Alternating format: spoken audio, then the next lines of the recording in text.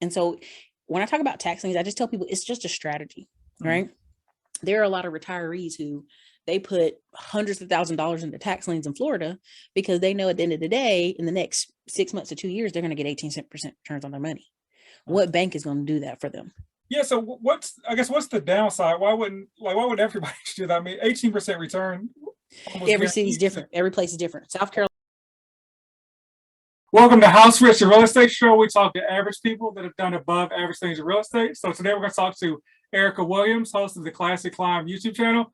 She got about 60,000 subscribers there. She talks about pretty much everything to do with financial education, financial freedom, side hustles, real estate, everything in between. So we're going to learn a little bit more about her, specifically dive into a little bit about tax liens, but talk about pretty much talk about a lot of topics. So it should be a very, very interesting interview. Maybe get into how to build a YouTube channel if we get into that area. We can do it as well. So cool. Once again, appreciate you joining me. Could you introduce yourself to the good folks? What's up, everybody? This is your girl Ericka from the Classy Climb blog, coming to you from YouTube and from all over wherever we are at right now on the internet. Okay, cool. So I appreciate you joining me. So I followed your YouTube channel maybe for about 5 or 6 months, and I was watching a video a couple weeks ago. Oh, sorry. Before I jump to that, you tell us a little bit about your background. I know we were talking about before that, how you were in North Carolina. You decided to make the move to come out to here in Texas, and just to move from North Carolina here to Texas. How you kind of started your journey from the small entrepreneurship journey with the little painting shop you had there to building this YouTube channel, kind of putting out information to the masses like you do now. Listen, you guys. So the biggest thing that came out of that is making a decision and going, right? So I was in North Carolina. I had lost my coffee shop business. The road, they had worked on the construction. We just ended up having to close for those reasons. And so what I realized is, hey, I'm not getting married to this guy. My business is closed. The best thing for me to do is get a new start somewhere else. Where can I go? I was like, I could go to Raleigh. I could go to Charlotte. That wasn't far enough for the heartache. So I flipped a coin. It was going to be Nashville, Tennessee, or Austin, Texas. And Austin, Texas it was, right? So we got there, worked our butt off, delivered pizzas in 100-degree Texas sun in the afternoons. And in the daytime, we worked as an apartment manager. And so what I ended up learning is, like, I could see real estate. I was close to real estate, but I was on the outside. And one of the biggest two things, I think I didn't tell them this before we started, but the two biggest things that moved me forward, I was at this job. There was a young lady I was giving leads to. Now, you're not supposed to do this. Don't do what I do, but just saying, people do it all the time. I was an apartment manager, billings manager. And when people couldn't get approved or we had some kind of issue, I go, hey, here's this agent I know who could help you find a better apartment choice. Okay. Right. Which is a simple referral. This is how I have 250 affiliate marketing folks on my YouTube channel now. It just became natural to me. Right. I'm a go-giver. I'm like, here you go. Here's this girl's number. She can help you get what you need, right? Get an apartment you need. Well, Texas has a thing. If you're a Texas real estate agent, if I give you a referral, but I'm not an agent, you can only give me a $50 card, right? Okay. And one day I looked up in my desk and I think I had like 70 or 80 of these $50 cards. So anytime we want to go do lunch or whatever, I just dig my hand in this card. I'd give it like, yeah, let's lunch on me. And one of the girls in there laughed at me and said, you realize you just gave this girl $80,000 and you got a bunch of cards. And I looked down. I was like, ouch. One, because she was petty. Two, I was like, I did the math. You're right. I'm in here working my butt off as apartment manager and still delivering pizzas at night, investing that side money, of course. But oh my God, I just gave this girl, because, you get first month's rent as a real estate agent, you get 100%, first month's rent. So if she's sending them to $1,000, $1,500 apartments and getting the commission, I just gave her $80,000, $90,000 for the year. And I got a bunch of $50 gift cards. Yeah. And immediately the light bulb was like, we're going to go get our license. And that's already the door to get out of apartment management. But also, on the same token, we had a painting guy come in and we were always outsourcing the work to him. And I'm telling the bosses, hey, y'all, if we just hire a guy for $50K a year, this will be so great. And we can save so much money and listen to me. And everybody's pretty much like, yeah, shut up. Like in a corporate, nice way. Yeah. Like, that's not your decision to make. Like, just keep doing the bills, right? By the end of the year, because we did a massive turnover and all these units, like 120 units got empty. When it was just a small, like, hey, we're just paying them $50K a year outsourcing, we ended up paying that painter like $300,000 to $450,000 by what was all said and done, outsourcing. So when, I was on to work every day, like I told y'all, we could have had a full-time painter every day here, Was it a save us company all or just one guy doing all those jobs? It was one guy. He Okay. bid it. He was our company. He was like, Okay. and so what he would do is he would send some Hispanic workers, pay them like $15 an hour, and they go paint as many as they could every day. But because of the massive turnover, it's like they were there every day. And then once in a while, he would come in and be like, "Hey, everybody," just this big, goofy, smiling 32-year-old white dude laughing because it was a jackpot for him that year. He's paying these guys maybe $12, $15 an hour to paint all day. And it's money to be made and being the middleman. He was just pushing out the jobs here. And so for me, that was the sign, right? That was like, "Hey, dude, can I take you to lunch? Can I find out how to do this?" And so me and my friend literally the next day were like, we're starting a paint company, fencing. And that kind of took off more because it allowed me to do more YouTube videos, where I was just kind of first pushing out there financial information that I was learning and investments I was learning, right? And so then from there, the next biggest step off there was the painting fencing company is going great, but also I went on Dr. Boyce Watkins' channel and I had over 600 paid phone consultations. Okay. And I couldn't even go to work because I had to do all this emailing back and forth to book these calls. So how'd you get into this channel to begin with? So I call it the Black Connection, which is Andre C. Hatchett, because for the best way to say it, I didn't really even realize Black YouTube existed, if that makes sense. I'm trying to say it in a nicer way. I just didn't even know it existed like that. And then all of a sudden he's like, "Hey, come on over here." And I was like, "What's over there?" And so, it just being this whole little niche. And so, and that's how I got over there. But it was the life-changing moment. You know what I mean? It was like, it changed everything, the projection of things, how I was doing things, how I introduced myself to folks, because I had friends who were probably like, "Girl, just get a job, go back and get your job."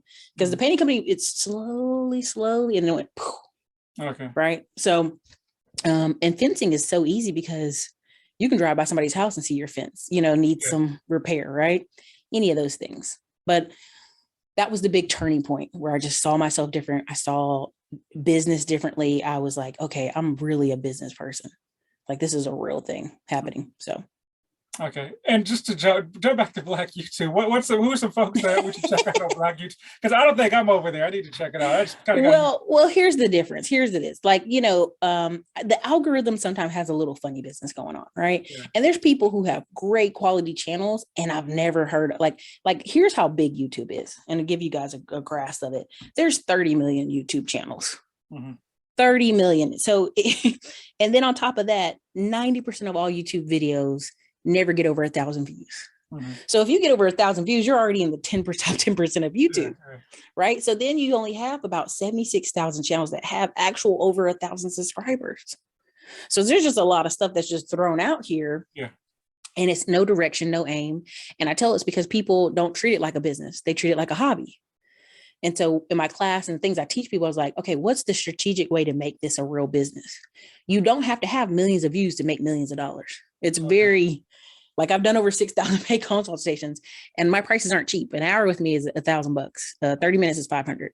I'm doing a special right now where it's like 200, but for 30 minutes, but over the years, you know what I'm saying? You just do the math. It's courses, consulting, events, speaking. This can be really a business if you choose to make it one. Okay. And so, but Black YouTube we make a joke that Black YouTube, we are underrated, underviewed, right?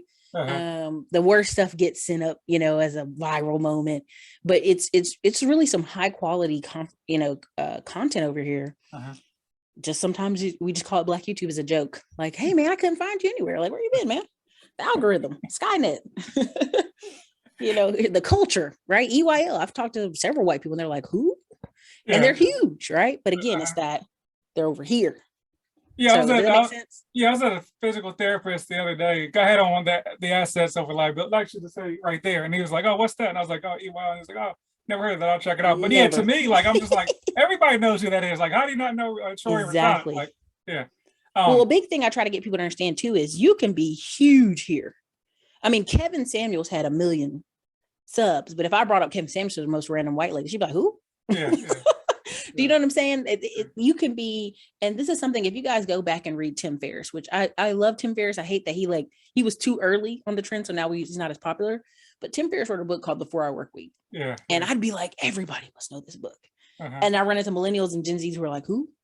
But he was the tip of the spear on that you could come on here and have like 10,000 diehard fans and nobody know, right? like I throw a boat party every year and it's like 100 of like the diehard best, you know what I mean? Like the best that come and we have a great time and events make money. You know, I do conferences.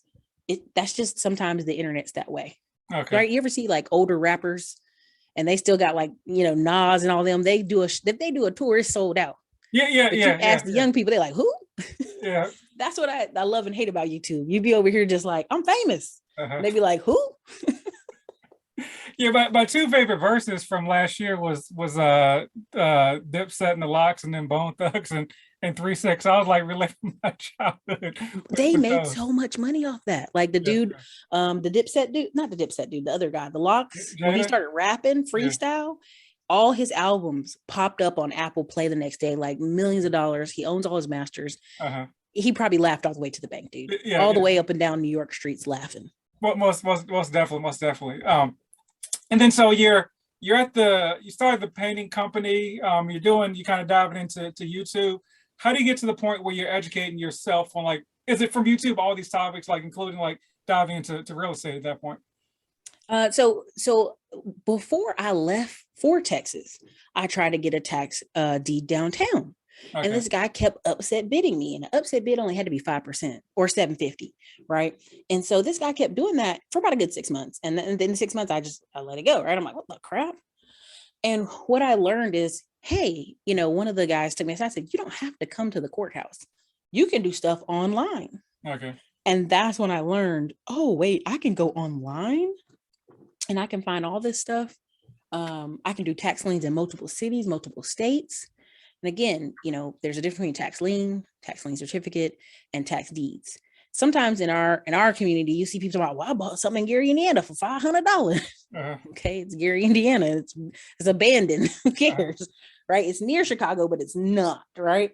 And so 9 times out of 10, I tell people, you know, if you look at tax liens every year, you got about a good $15 billion into taxes every year that go delinquent.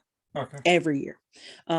South Carolina was always my favorite because I could invest in like a $400 tax lien in you know, Charleston, South Carolina, and by March the person would pay it. You know, South Carolina has like a 98% redemption rate. Okay.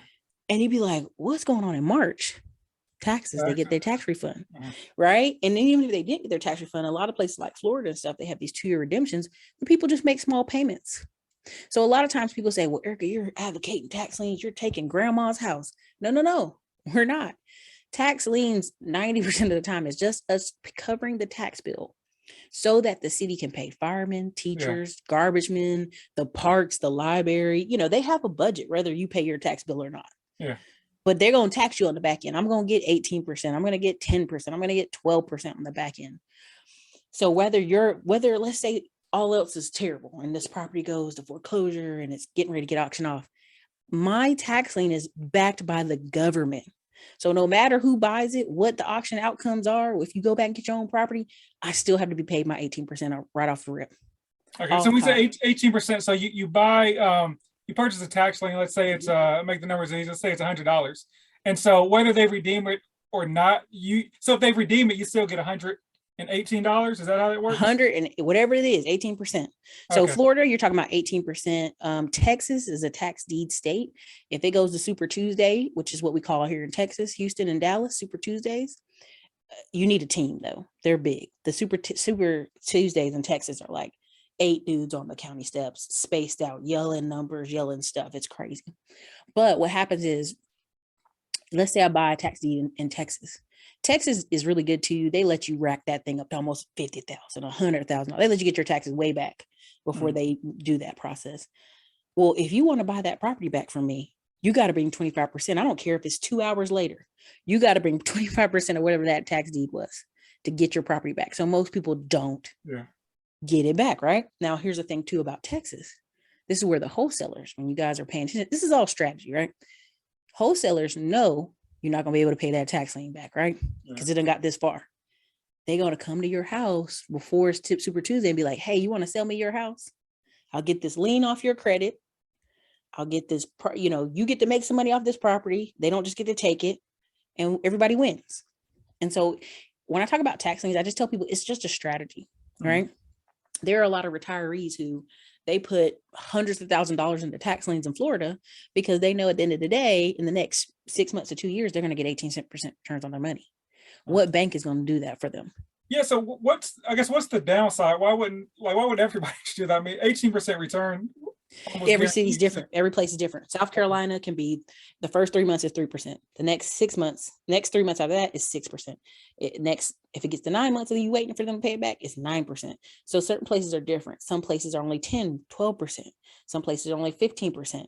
Robert Kiyosaki made it pretty popular, I think maybe in the late 2000s, talking about tax liens, but most people don't think long term. You see people out here on the internet, they all about how can I flip this money fast? Yeah. How can I get 90 days and my money come back? And how can I flip it in 100%? They don't think long term that, hey, I know I've got 100 tax liens out there and money's going to keep coming to my account in perpetuity. You know what I'm saying? They don't think like that. A lot of people don't. And I also tell people it's a strategy. So some of my students are in Georgia. Okay. And they're like, Georgia has a tax lien certificate, tax deed in some counties. They're mixed, but they make you come to the courthouse. Georgia's an old boy network. They don't want this whole internet. You gonna be on the internet. They want to see your face. All right. So some of my students in Macon, what they would do is they would go to they had vacant land. Nobody was paying taxes on. They had vacant properties. Nobody's paying taxes on. They'd bid. They paid $2,500. Nobody's on it. It's vacant.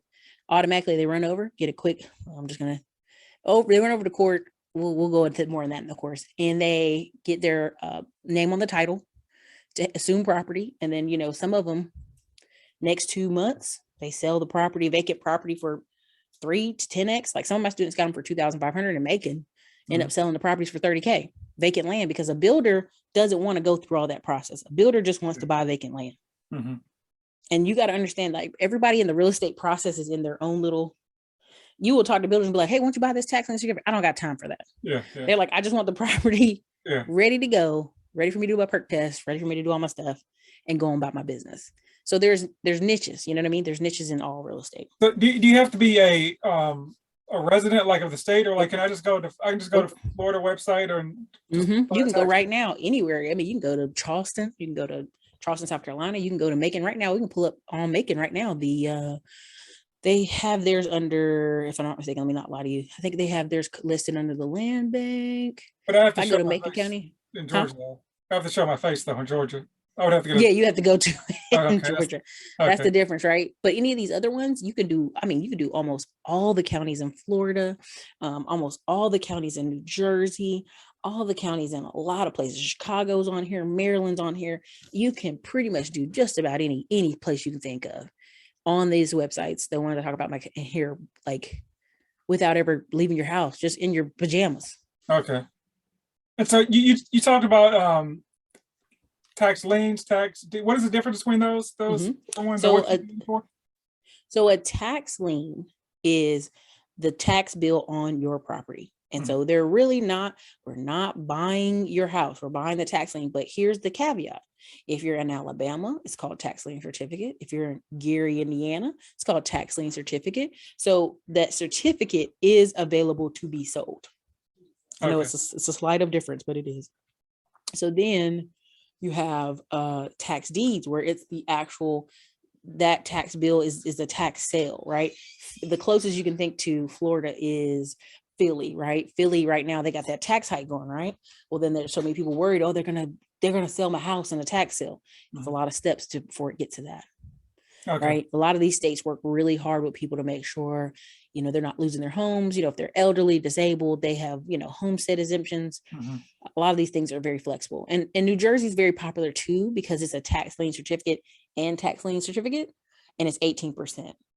Okay. Yeah, so I think that's a good point. I think that's one thing to point out is like a lot of times folks think, and there are villains everywhere, but diabolical folks, but the government, they don't want to take, they're not trying to actually take your own. Like I said, they make money when the taxes are paid on the property. So when Exactly. the property's sitting there they and want there are no taxes being paid, like they're taking an L as far as that. Um, so let's say I want to actually do something with the land. So like I purchased, I know you got to give example on your videos. Like I purchased a plot of land that's like $10,000. You said typically you can like own or finance it for like 10% down, or kind of. Now I know you want to give out too much of the secret sauce, but kind of what's high level as far as if I want to actually do something with the land. So prime example, I go on Facebook, we'll just do it like that. I go on Facebook Marketplace often. And several other locations where people are listing land for sale. 9 times out of 10, you guys got to realize 95% of America is rural. Right off the rip, 95% of America is considered rural. So it may be some land that's just 10 minutes out of town, 5 minutes out of town, or in a corner section where nobody really pays it any attention. And a person will be listing it for sale, 3K, 5K, 10K. 9 times out of 10, what I do, if they're marketing it to list or sell, they'll go, hey, we're open to owner financing, but this is what we want. 9 times out of 10, people know the land sale game, and they'll go, hey, you give me $1,000 down, make $200 a month payments, and within 5 years this will be yours. Well, here's the caveat: I can't start building on that land until I pay that note, right? That's just how it is. So that I have full ownership of it, because if not, they have a lien. And so 9 times out of 10, you'll have people buy land somewhere kind of waiting for the area to develop, but you can make improvements and assessments to that property to make it more valuable. So there's a lot of stuff to do, but the basic is, if I go looking for land lots and I can get 4 or 5 in the same little street, same little area, which is something I'm doing right now in Granbury, well, I can turn around and go talk to a builder or a GC in area, like, here's my vision. I want to build on all 4 of these lots at the same time. Let's go ahead and get the assessments and things get rolling, permits, and start building from scratch. Because spec builders on average make 100 to 150,000. Right? It's the big builders you see building up whole neighborhoods. They only make 10K per house. That's why they smash them up so close together. Okay. And it's really because, let's be honest, you ever been in a neighborhood while they're building? There's material laying everywhere. There's people running in and out. No one's on time. Yeah. When you have a spec builder or a builder that's like, this is my property, they usually get those houses built in 4 months because they're there every day. And they're on top of each person that comes in and doing each part. Okay, you're here next, you're here next, you're here next. Like it's not these big gaps where the houses are just sitting empty waiting on somebody's schedule, and they're just lazy, right? Thank you. Could you give just a high level view of what exactly is owner financing? So like I own a piece of land and I want, and like I'm the owner financer. Like how do I go about that? Like as far as owner financing for somebody else on the other end? So owner financing in Texas has a little bit of a caveat, and they're starting to do that in other places too. But here in Texas, let's say it's a house. And I know many people that have got wealthy this way. They got a house, it's worth 100K, I'm just calling it what it is. And they go, hey, okay, Billy Sheena, give me 5 to 10K down, right? I'm gonna hold it. Here you're gonna make these payments. And within 3 years, because that's really the Texas law, within 3 years, you need to be able to get a mortgage approved, right? That mortgage will come and buy out the rest of this amount. So Texas is big on the 3-year rule. But I know a lot of old mom and pop law, school people who still hold the notes for 10 years. Okay. And that's the classic, right? You buy this 100K house, you put 5 to 10K down, you're making payments, but here's the hiccup, right? The average person in America changes jobs every 2 to 3 years. So if this person at some point in the journey doesn't technically own this house, it's more likely that they'll walk away. Now, the thing with owner financing too is you have to evict them like a regular, even if it's a mortgage eviction, you have to evict them out. Okay. But so here's the thing. That's why I tell people, I said, it's better for you to get your credit cleaned up. And in 3 years, either way, you can buy a house. If you can't make this one work, you can buy something else. Because think about what happened in 2020. There are people who were home for work for 6, 7, 8, 9 months, not paying. It takes on average of regular foreclosure, 941 days. Oh, wow. Okay. But if you got some owner finance, mom and pop, they're getting you out probably 60 days. So I always tell people, I'm like, think ahead for yourself, but it's a good opportunity if you use it right. Okay. Thank you. And so let's say I'm gonna look up some tax liens. Like, so I'm here in Dallas. Let's say I want to go to Florida and check out some tax liens in Florida. Is there a particular way or recommendation you can make to make sure I'm actually buying a property that's going to be worth something? Like, do you look at like the surrounding areas or kind of? You have actually GSI maps. You have great technology that you use now. You use GIS maps. You can see Google Maps. You can see drone photos. They give really good data now whenever you go look on the city's information. A lot of times with a GSI map, y'all, it starts out, it looks like a green map. And then Okay. you niche it down. You can see the city view. You can see the street view. It's like when you play around with Google Maps. Okay. You can kind of see, like, if there's a tax lien for $400 and it's in Florida, you're like, what's that look like? Usually with bigger houses and commercial properties, it's going to be in the thousands. Okay. So sometimes people will be like, oh, I found something and it was like $4,000. And I'm like, okay, that sounds about right if it's a big old house. If you're in Charleston, South Carolina, or parts of Columbia, yeah, the tax bill might be $200, $300. It might be small, right? Okay. So it just depends on the area. But there's a combination of research. Now, the thing that what you got to realize with Florida is that gives you that 2-year window. A person might take the whole full 2 years. It might be somebody's estate. Somebody might have died. You never know what's going on. But even if it takes the 2 full years, right, and they turn around and have to auction this house off, you still are going to be the first person paid out. Because sometimes there's a reason why a person's not paying. 90% of the time, they just ain't got the money or they ain't got it right now. Most people don't want to lose their home because you realize how expensive housing is in America. Most people are like, well, I'll just go pay $20 a month downtown until I pay my bill. Mm-hmm. That's how most people are going to do it. Okay, thank you. So you mentioned kind of, housing in America right now, and home prices going up like they always do. They've obviously gone up a lot quicker the last 2 years due to a lot of different factors. So I was actually watching another one of your videos. I think it was either today or yesterday you put it out, but it was talking about basically the rich versus people, hopefully not hopefully, but potentially becoming homeless. Can you talk a little bit about that, like kind of the gap you may see coming between the haves and the have-nots in the real estate space? For sure. So I think I speak later this year, July 5th at the Scale It Up Summit in Panama I actually speak on like economics, which is, most people think I'm going to speak on real estate, but no, I'm going to speak on economics because I've been kind of championing that for a few years on my channel. What people have to understand is we went to an asset-based society in 1971, right? Like off the gold standard, right? But if you notice, people say, well, look at the Indians coming in America and some of the African groups, they're the wealthiest people in America. And it's like, because they have the system down, it's a asset-based system, right? If you own assets, he who owns the most assets wins kind of system. It's a monopoly. America is very much a like playing the game of monopoly. And so if you come in America and you buy your house, you own your cars, you have insurance policies, you have some stocks, and maybe you even have a business, yeah, you're doing great. You're winning, right? And this is a number I always say, because I find it very telling. 1 in 10 Asian Americans own their own business. 1 in 34 whites, 1 in 54 Hispanics, and 1 in 108 Blacks. Now, people say, well, Ericka, I'm tired of LLC Twitter out here talking about own a business. And I go, if you pay attention, I wrote a book a couple of years ago calling it The 1099 Economy, because that's where we were going, where these companies don't want to have you. Like the gig economy thing is just introducing you to, hey, you're going to 1099 for the next 10 years.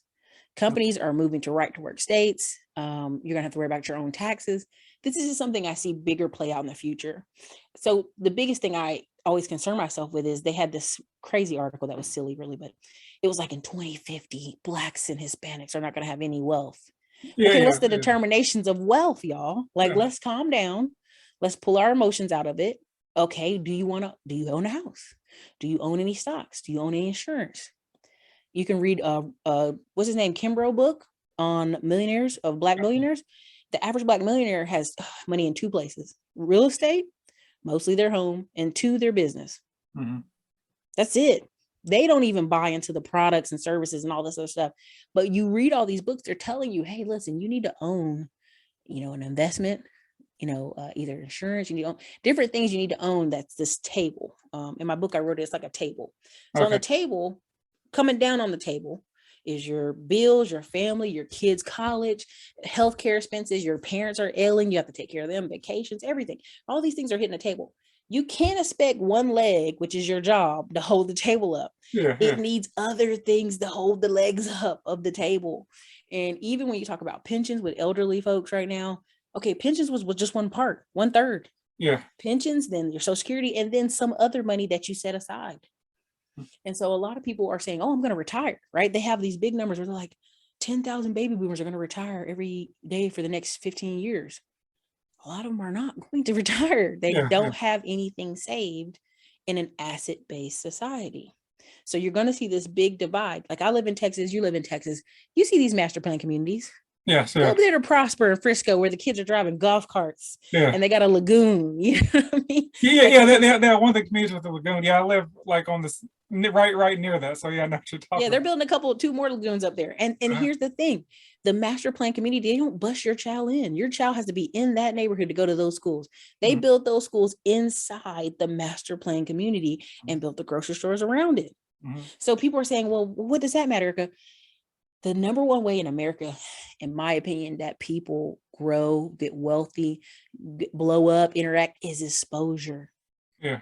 So if your kid can't be exposed to the wealthy neighborhood because it's gated and they can't go to that school and it's got the best technology, the best teachers, the best everything, you're getting leftovers. You're the number one best thing about America is exposure, is being exposed to opportunities. Every time I moved as a military kid, I found all these new jobs I never heard of. When I moved to Austin, I talked to people and they're like, oh, I do this. I'm like, what is that? Yeah. I'm a grown person asking somebody, what is this job? I've never heard of that. Right. And so what happens is we're going to have this big, massive have and have nots. And, you just saw the article where it's like, oh, 93% of cities Black people can't afford to live in. Yeah. Okay. If you can't afford to live in a city, where are you going to live? In the rural areas, they push you out to the Badlands, jokingly, but like you go over there.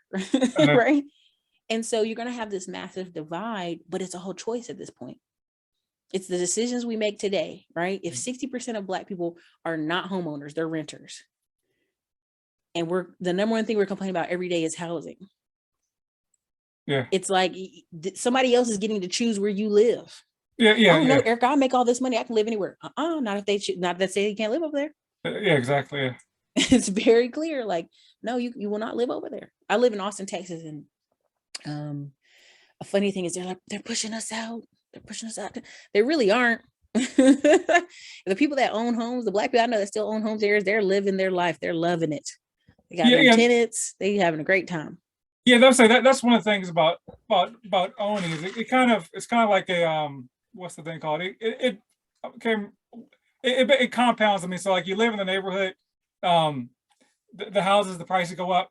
Then the more taxes, those taxes go to the school district. Now the houses are worth better because they're better schools, and it kind of just builds on itself. I know, like where I live up here, there was this, and it's also having access to stuff, you have access to knowledge. So like where I live, like 2 neighborhoods over, there was like this neighborhood that was like super expensive, and me and my wife could not figure out like why it was so expensive. It's like this is the exact same neighborhood that we live in, like a mile east. Like, why is it so expensive? And so this is like 5 years ago. 2 years ago, like we found out that they were moving like the PJ headquarters literally right next to it. So there was like this big plot of land, and like literally the PJ headquarters is right next to that land. And so obviously those people had knowledge that was coming. Like somehow people knew that was coming. Like economic development. Yeah, it's on every city's page. In this super expensive neighborhood that made no sense on why the houses were like $100,000 more. And now those are probably like $1 million houses. Like if we had known, we definitely would have like overpaid for one of those houses in that neighborhood. But yeah, we didn't have access to whatever those people who were buying those overpriced houses, literally a mile over, had knowledge about. So yeah, more access, more knowledge, exposure. Yeah, exposure. Yeah, really helps where you're. It really helps in the life process as well. And so. I know your YouTube channel, you interview like a lot of people, like check out the YouTube channel if you've never heard of her somehow, but check it out. There's like a lot of people, a lot of different topics. Like what are some of like the, I don't know if you want to rank people, what are some of like the favorite like side hustles or favorite businesses that you've kind of had on your channel that folks may not even think, hey, people can make money doing, X, Y, or Z. I'm always curious to see things that people sometimes overlook. Like I had Andre Hatcher on a lot for mobile notary. People charging $200, $300 because they're coming to you, right? Yeah. When I had to get my fingerprints done to concealed carry, I had to go to the courthouse. I hated it. I was like, and they made you stand behind these bars to get fingerprints. I was like, this is stupid. And they're like, yeah, we never moved it, And so it's like, as a person to be, if I had kids or if I was just home, I didn't want to do, if I knew that was the experience, I would have paid somebody to come to my house and take my fingerprint. Right. There's certain things that, time is so valuable over money. Yeah. I had the guy come on talking about diabetic test strips. He surprises me. I've had people come on pallet reselling, Ashley J. I've had, which I haven't had her on the channel yet, but I've talked about her products and services. There's just several people I've had on over the years that just always surprise me, like, oh, that makes money. And that's why I tell people, it's like, it's just exposure. I like exposing people, new things, stuff they never heard about. And that allows them to make a decision, right? Because so many people's excuses, nobody taught me nothing. Nobody showed me. I just had to sell drugs because that's all I saw. And I get so tired of that, because I'm like, baby, you find everything else you want on that cell phone. That's a computer in your pocket. You can find some other stuff, right? If you start telling people about technical writing, Kamoy on the channel, I mean, she was living in Mexico doing the show, writing, for companies in America. A lot of our tech people that come on always surprise me. I think a lot of times people go, and there's a study that's showing that, let's say you qualify for maybe 60% of this job, men will apply. They got the audacity. Men have some kind of superpower inside them. They're like, I'm apply. I don't care. And women will be like, well, I don't have the qualifications. I won't apply. And so when we have recruiters on, different people on the channel, they talk about apply for everything. You'd be surprised. These companies are training people because they really want people who are just at least hungry enough to come in. So my big thing I see in the future, I tell people there's going to be a choosing class, a settling class, and a stuck class. These people in the stuck class, they're going to be always moving around, getting pushed to wherever because they just don't know, or they don't make enough income. And then the settlement classes where they kind of like, they know a little bit better, but they're not doing necessarily better. They've kind of just settled. They decided that's fine. In the choosing class are people that's just going to choose. They're going to pick up, move, do whatever. They're going to be traveling, vacations. I told people, watch the vacation places. I looked up beaches and vacation rentals for my family for the rest of the year because our family does organized group trips. They're mostly booked out. These people are going to Florida. These people are going to Hawaii. They're going on vacations, right? But if you were to ask the average everyday person, places like Charlotte, Dallas, oh, it's so hard here. And you'd be like, in Dallas? Oh, ain't no jobs here. But and so sometimes you're going, it's a lack of exposure because there's just no way, dude.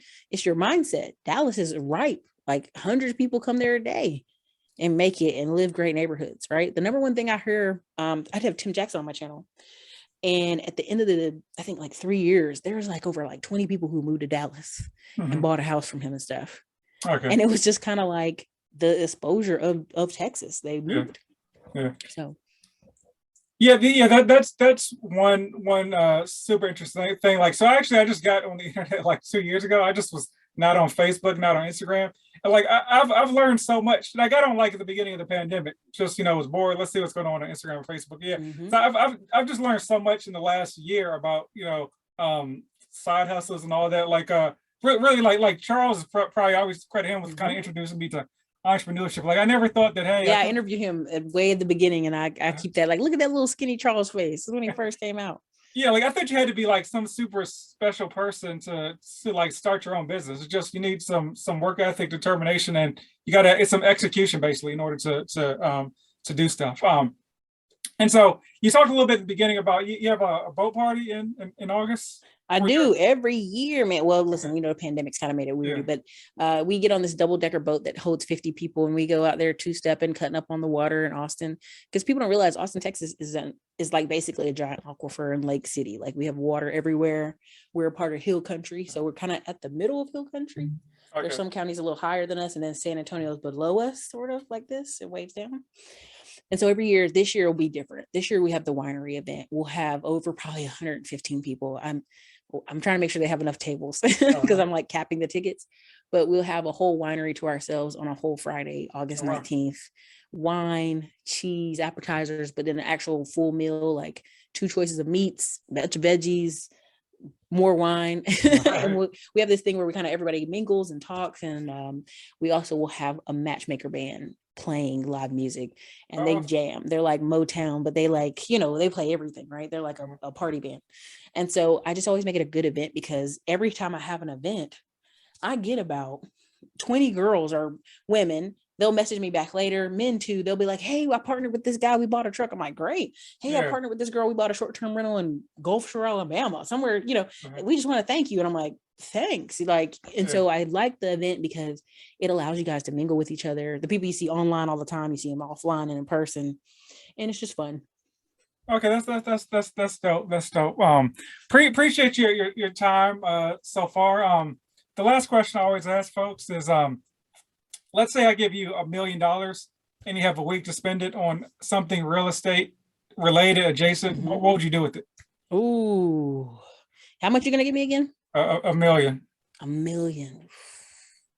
I think with $1 million, I'd either get 5 acres and start to build the process, because I know I can get the funding, 105-unit apartment building near Central Texas, or I would build probably 3 if I just had cash, 3 or 4 like nice houses. Okay. And when I say nice, I mean 3 to 1,600 square foot, something near a vacation area where I could rent those bad boys out. Because I know with $1 million I could build 3. Okay. Get 3 land lots, put a little hot tub in the backyard, Right. Or hey, probably buy a duplex in Carolina Beach if you gave me $1 million.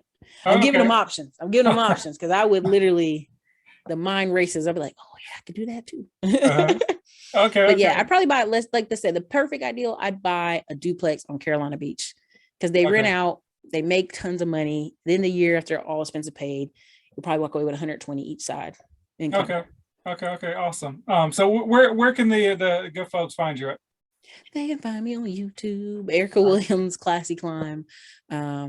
Red banner right now. I think the banner's red and blue right now. But yeah, I put out a lot of content, but I love it. I'm kind of on a 100-day push, and then I'll be in Europe for the fall of the year. I'll be in Europe. Yes, I saw that you said you were taking some time off. That's the Europe trip. Okay. Yep, I'll be in Europe. I'll be in like 3 Croatia, Budapest, Hungary, Montenegro, and Greece. Okay. And then I'll probably go back to Zanzibar again. Okay. I mean, I'm tempted to buy something there, but we'll see. How long are you gonna be out there? But I'm doing like 2 full months. Like I want to have like a Euro experience. Oh wow. Okay. So I'm gonna be gone. Okay. Wow. Okay. Wow. That's 2 months out here. Yeah, I've been to Europe a couple of times, but they were all sponsored by the U.S. Navy, so I didn't really. Listen, my cousin did the Navy. At a whole family, so we got like 41 family members do the military. We got this one cousin like, I'm gonna do the Navy, and everybody's like, why? Okay. But then he got to do Spain like a bunch of times, so we're like, all right, we can't even talk smack. Yeah, I've been to I've actually counted them once, because I've been to at least 20 countries. So I've been probably 15. So I've probably been to maybe 25, 30, but probably 15 of them are in Europe along the Mediterranean coast and all that. So pretty much anything on that coast, I've been to those countries. I got lucky on my tours in the Navy. I just we did a lot of just port hopping. Sometimes folks just sit in the water for months on end. But terrible.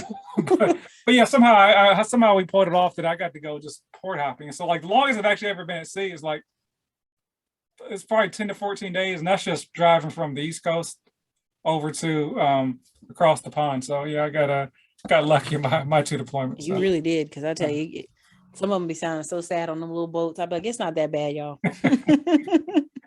But yeah, thanks. I hope to see you in August, if nothing else. But I'll be back in Dallas for some events here soon. Okay, yeah, definitely. I was trying to plot it in my head, because I know, seems dope. So I know I would go. I got to get clear for my wife and all this stuff. But I was like, the wine thing, maybe I can drag her along too, because she's a. It'll be a blast. It'll be a blast.